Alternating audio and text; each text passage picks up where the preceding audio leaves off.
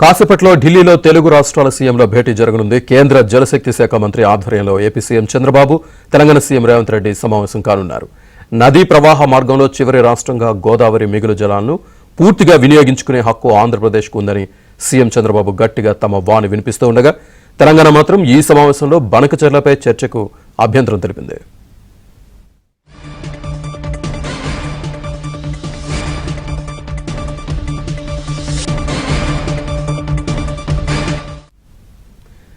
గోదావరి నదిలో ఎగువ దిగువ రాష్ట్రాల నీటి అవసరాలు తీర్చిన తర్వాత కూడా 90 నుంచి 120 రోజులు మిగులు నీరు ఉంటుందని అన్నారు ఏపీ సీఎం చంద్రబాబు. ఏపీలోని కరువు ప్రాంతాలకు గోదావరి వరద నీటిని తరలించేందుకు పోలవరం బనకచెర్ల అనుసంధాన ప్రాజెక్టు కీలకమని చంద్రబాబు తెలిపారు.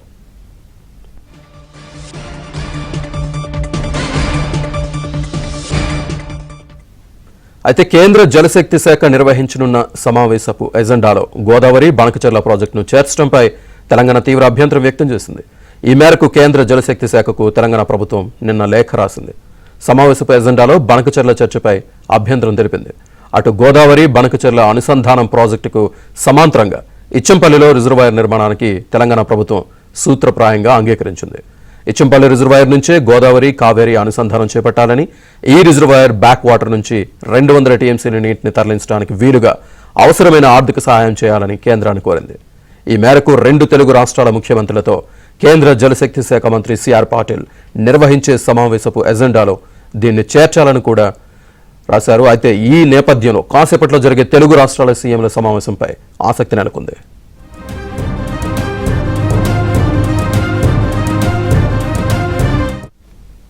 ఈ అంశానికి సంబంధించి పూర్తి డీటెయిల్స్ మాకు రెస్పాండెంట్ సతీష్ అందిస్తారు ఢిల్లీ నుంచి. సతీష్.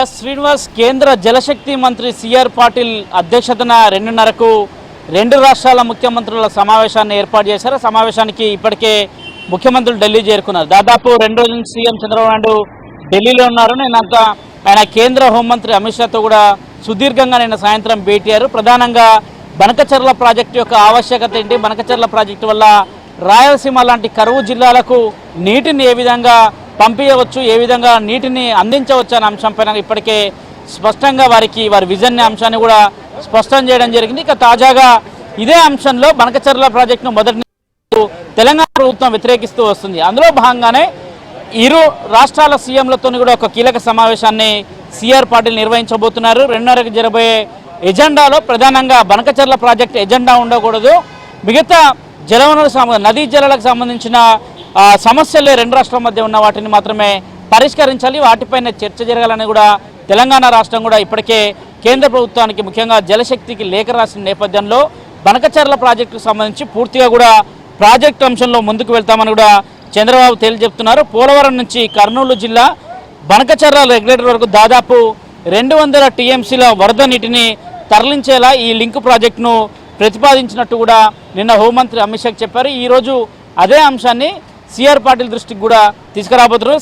ఆ సమావేశం సందర్భంగా కూడా అదే అంశాన్ని చెప్పబోతున్నారు. ఇక అనుసంధాన ప్రాజెక్టు పూర్తయితే కరువు పీడిత రాయలసీమ ప్రాంతానికి దక్కే ఫలితాలను సైతం కూడా నిన్న సమావేశంలో వివరించారు. అదే అంశాన్ని ఈరోజు కూడా సిఆర్ పాటిల్ వద్ద చెప్పబోతున్నారు. ప్రధానంగా 2 అంశాలను పరిగణన తీసుకోవాల్సి ఉంటుంది. ఒకటి, గోదావరి నదిలో ఎగువ కావచ్చు దిగువ కావచ్చు రాష్ట్రాల నీటి అవసరాలు తీర్చిన తర్వాత కూడా దాదాపు 90 రోజుల నుంచి 120 రోజులకు మిగులు జలాలు ఉంటాయనేది కూడా ఈ ప్రాజెక్టు ద్వారా కూడా చెప్పే ప్రయత్నం చేస్తున్నారు. దాదాపు ఆ 90 రోజుల నుంచి 120 రోజుల మధ్య మిగిలే మిగులు జలాలను మాత్రమే ఆంధ్రప్రదేశ్ బనకచెర్ల ప్రాజెక్టుకు వాడుకుంటుంది, దానికి తరలిస్తుందనే అంశాన్ని కూడా ఏపీ చెప్తున్నమాట. ఇక నదీ ప్రవాహ మార్గంలో చివరి రాష్ట్రంగా గోదావరి మిగులు జలాలను పూర్తిగా వినియోగించుకున్న హక్కు ఏపీకి ఉందనే అంశాన్ని కూడా ఆంధ్రప్రదేశ్ ప్రభుత్వం స్పష్టం చేస్తుంది. మరోవైపు ఇక తెలంగాణ మాత్రం ఎజెండాలో బనకచెర్ల ప్రాజెక్టు ఉండకూడదు, బనకచెర్ల పైన ప్రస్తుతం చర్చ కూడా ఉండొద్దు అనే అంశాన్ని కూడా తేల్చుతూ వారు ఇప్పటికే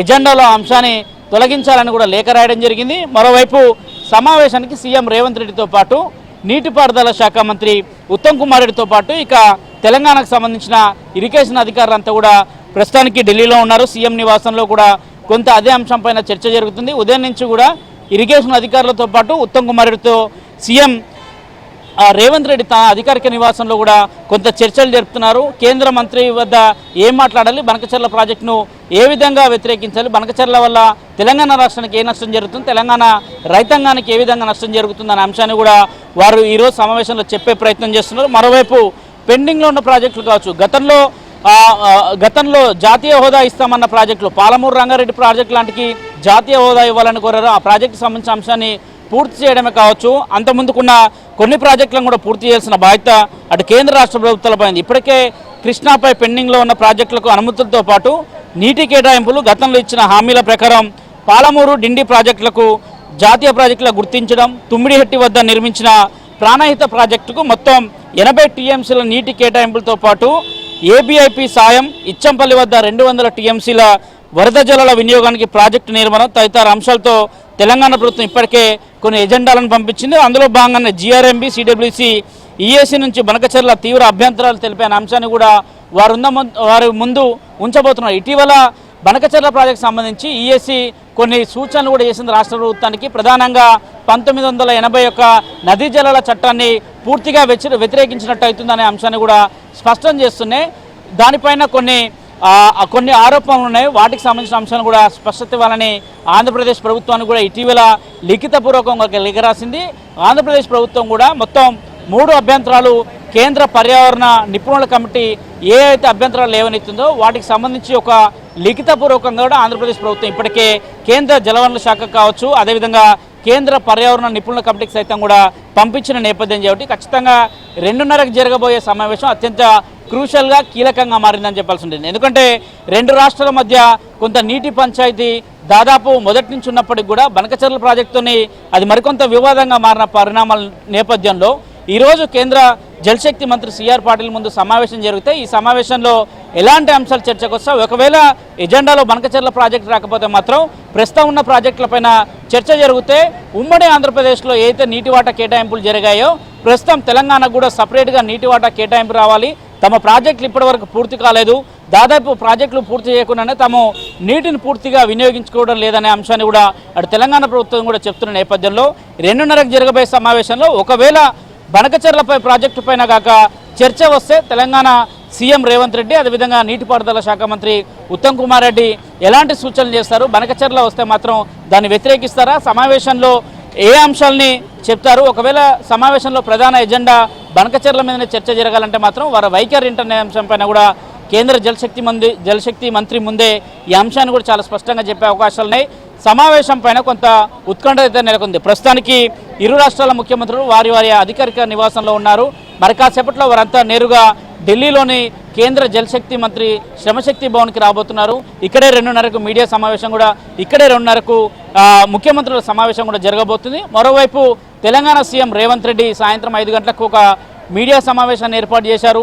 తెలంగాణ రాష్ట్రానికి జరుగుతున్న అన్యాయం కావచ్చు, ముఖ్యంగా నీటిపారుదల వ్యవస్థలో రాష్ట్రానికి జరుగుతున్న అన్యాయంతో పాటు ఒక పవర్ పాయింట్ ప్రజెంటేషన్ కూడా ఇవ్వనున్నారు. వారు సాయంత్రం 5 గంటలకు అధికారికంగా ఒక మీడియా సమావేశాన్ని కూడా ఏర్పాటు చేశారు. శ్రీనివాస్, సతీష్, ముఖ్యంగా గోదావరి ఈ ఇచ్చంపల్లి అనుసంధానానికి సంబంధించి కూడా ఒక చర్చ జరిగే అవకాశం ఉందని అంటున్నారు. ఇచ్చంపల్లి కావేరి అనుసంధానం ద్వారా 148 టీఎంసీ నీటి మళ్లింపు చేపట్టచ్చు, అలాగే ఇచ్చంపల్లి నుంచి తెలంగాణ నుంచి 200 టీఎంసీని వరద నీటిని వినియోగించుకోవచ్చు అని చెప్తున్నారు. సో ఈ అంశం మీద ఏమైనా చర్చ జరిగే అవకాశం ఉందా?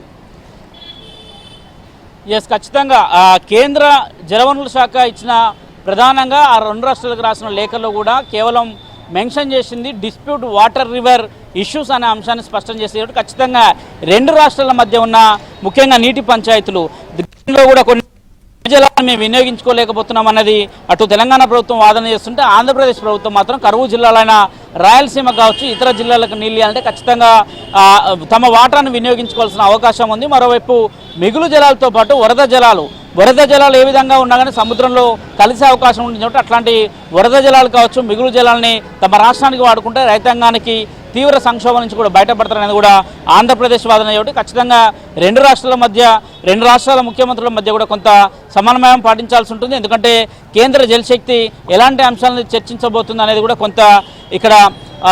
కొంత ఉత్కంఠత అయితే నెలకొంది. ఎందుకంటే వాటర్ రిలేటెడ్ ఇష్యూ అంటే ప్రధానంగా అటు కృష్ణా గోదావరి బేసిన్ వాటర్తో పాటుగా 2 రాష్ట్రాల మధ్య ఉన్న పంచాయతీతో పాటు కొత్తగా బనకచెర్ల అంశం కూడా తెరపైకి వస్తే ప్రధానంగా ఆంధ్రప్రదేశ్ ప్రభుత్వం చెప్తుంది బనకచెర్ల అనే ప్రధాన ఎజెండాగా ఉండాలి, దాని మీద చర్చ జరగాలి, దానివల్ల తెలంగాణ రాష్ట్రానికి పెద్దగా ఇబ్బందులు అంటూ ఏమీ ఉండవనే అంశాన్ని స్పష్టం చేస్తున్న నేపథ్యంలో 2:30కి జరగబోయే సమావేశంలో ఇవన్నీ కూడా చర్చకు వస్తాయా, లేదంటే ఈరోజు జరగబోయే మీటింగ్ కేవలం చర్చల ద్వారా ముగిసి తిరిగి మరోసారి సమావేశం అవుతారనేది కూడా కొంత ఆసక్తికరంగా మారింది Srinivas. Right, thank you sir.